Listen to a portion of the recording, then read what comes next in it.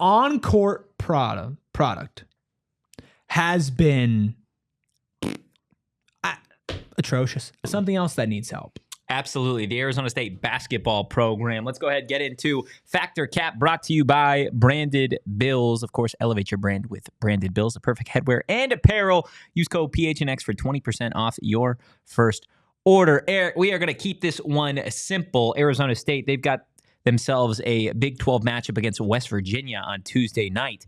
Is Bobby Hurley on the hot seat? Fact or cap? Is or should he? Is he? Cap, he is. Fact, he should be. Fact, he should be on the hot seat. Yeah. Cap, he is. I don't know. I don't know what Arizona State's going to do about Bobby Hurley. And let me follow that up by saying that I respect the hell out of Bobby Hurley. And he brings some legitimate, big-time benefits to your program. Absolutely. Right? Like his name recognition, his recruiting. He's a very solid recruiter. All of that. With that said, the on-court product has been atrocious. Yeah. I'm sorry, man. It's really disappointing. Not because I fully expected them to turn everything around, but I did expect them to be better, right? Yeah. And you look in a game and you look at like, where's your offensive identity? Where's your team identity? Where's the cohesion? What sets are you running? Like, what schemes are you putting out there to take advantage of who your best players are? Yeah. Right. And it just feels like the only success that Arizona State offense succeeds is when individual talent taps into that individual talent. And that's great, man. Like, that's awesome to have talent that, you know, a couple possessions a game could just get you a bucket, right? Can block a shot, can play really good.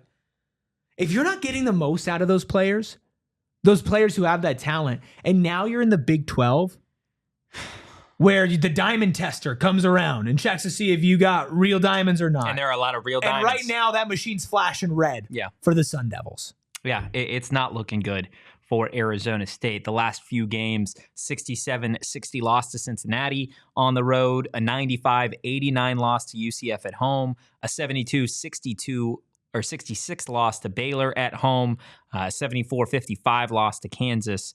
And the one win in this conference that they've gotten is a 20-point dub over Colorado. Before that, they opened conference play with a 20-point loss to BYU, who's not been great. You are 1-5 in conference. Your next two games, you're on the road Tuesday at West Virginia. They're number 23 in the country. And then you're back at home on Saturday against the number 3 team in the country in Iowa State. Yeah, and we already looked at Kansas, Baylor, Cincinnati, and talked about Arizona still twice. You got Arizona still twice. You have Houston. You've got BYU again. You've got Iowa State, West Virginia, a Texas Tech team twice. Tech team that's good. Like Texas Tech is a good basketball team. Like right now, this team doesn't. I mean, if you're going game by game, they're going to end up at their current trajectory.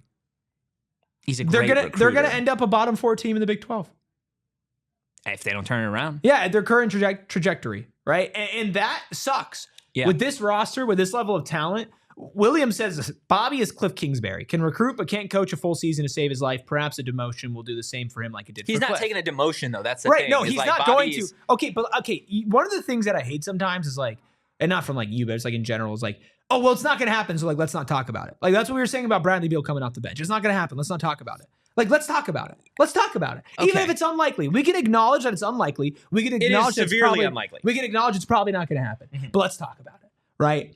Bobby Hurley as like your GM, as your liaison to ASU basketball. Your recruiting coordinator. Your recruiting coordinator who's also a coach, right? But not the head coach, right? He's your, like what was it? Marvin Lewis was for ASU football. Like what do they call it? Just a special assistant. Like a special assistant, right?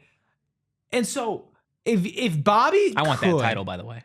You are my special assistant. If Bobby could find a world where he could tap into his name brand, his recruiting power, he knows the game of basketball really well. But just because you know the game of basketball well doesn't make you a good coach. We've seen it with great point guards in the NBA, right? Like we've seen it with mediocre point guards. We've seen it with players. Like sometimes it's hard for players to step up and be the best coaches because they only think from their playing perspective. Yeah. Right.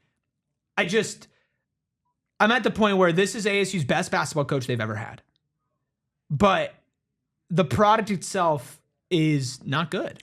No, it's not good right now. And it's had some highs, but it's never had the highs it was supposed to. Correct. And I think, again, like, we can have this conversation about him taking a demotion. It'll never happen. Right. And again, I see what you're saying. Like, we can have the conversation. It's different, I think, when you have a coach versus a player, right? The coach obviously has so much power versus what a player has. Yeah. Like Bradley and a coach like Bobby Hurley, too. Yeah. Like, again, if Bobby wanted to go be a coach somewhere else, he would be before taking a demotion at Arizona State. Okay, well, I gave my answer to wrap things up. Factor cap. Bobby Hurley's on the hot seat. I think cap. I don't think regardless. But do you think it should be? Yes, I do. I think, there does need to be a little bit more pressure. I don't think Bobby Hurley's going anywhere after the end of this season, regardless of the outcome. And, I don't think ASU basketball fans are very happy with the situation at hand here. Obviously, if you guys are still watching us on television, the party always continues. Always. At gophnx.com. But yeah, I think at that point, right, like this team needs some juice. You got to find a way to get one of these big wins to maybe spark what you've got going for the rest of the season. You need Joson Sanon back. Yeah. And that's huge. Jayden. That's a big part of the last couple of games is you haven't had a healthy Sanon. Well, it's what I talked about on the postgame show when I was sentenced to the minibar is like, Jayden Quaintance is starting to develop into the player that you want him to be. Right. Offensively, he's got a little bit more of a bag now. 15 points, 14 boards, 5 blocks. There is, I have 100% confidence that by the time this season is over, he can be a 20, 10, and 4 player every single game. But you don't have the consistent shooting output from somebody else, right, to go out there and score at all 3 levels and be a threat. Yes, BJ Freeman gives you a little bit of that. Yes, Alston Mason gives you a little bit of that. Joson Sanon's a star on this team, and you need those two fully healthy if this team is going to do anything for the remainder of this season. And it's not just about the wins and losses, right? And I get it without Sanon. It's more about the process. Like, can you overcome losing your best offensive player? Right now, the answer is no. Right, and I'm not even saying overcome it in the fact that you need to win games, but can you look like a competent offense? And the answer is no, and that's not okay, and something needs to change, and maybe it will, but I just think back to Idaho State and how I felt then, and I feel that way now. Absolutely.